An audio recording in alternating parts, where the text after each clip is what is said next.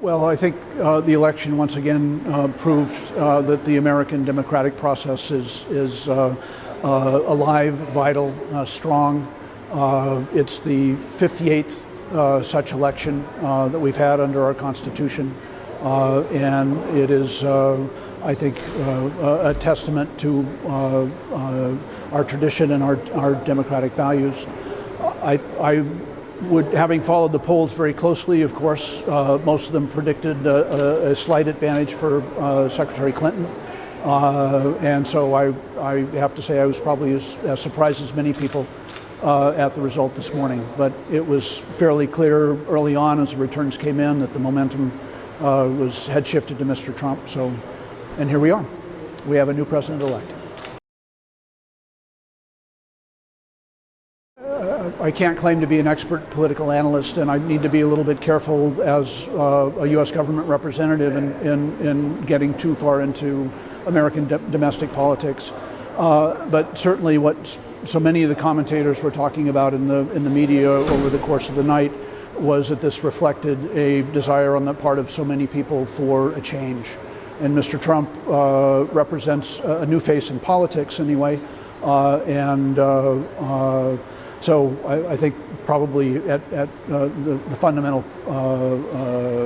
that's probably the fundamental factor in this. But I know in the weeks and months to come there are going to be a lot of analyses and a lot of commentary. So I'll leave it to the experts. Well, we'll have to see. I suspect tomorrow it's going to look a whole lot like it did yesterday. There'll be fewer campaign posters up, but I think life will get back to normal. How it's going to look in 2 years or 4 years, we'll just have to see. It'll depend on how Mr. Trump elaborates his priorities, how effective his government is in implementing his policies and priorities. And of course, there are outside events in the world that can have an impact as well. So.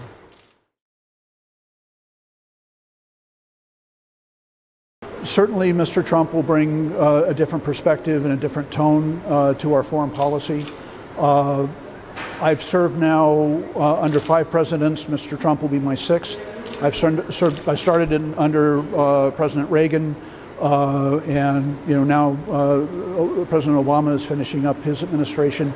What I've observed over the course of my 30-some year career is that there are 3 basic U.S. strategic values that we pursue. Promotion of democratic values, promotion of shared prosperity, and promotion of shared security.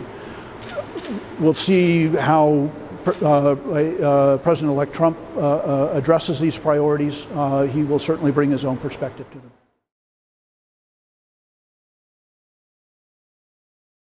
He has had some things to say about free trade agreements that have been concluded in the past. So my guess is, my assumption would be that when his administration comes in, they'll take a very close look at the work that's been done to see what they might be able to support or what they might want to change. America fundamentally is a trading nation. So much of our prosperity depends on foreign trade. What I took away from the election was that there was a deep debate about the rules of the trade and how it affects employment and workers. So I think my guess is the new administration is going to take a very close look at that aspect. Certainly having a Slovenian American in the White House as the First Lady is a new development in the bilateral relationship.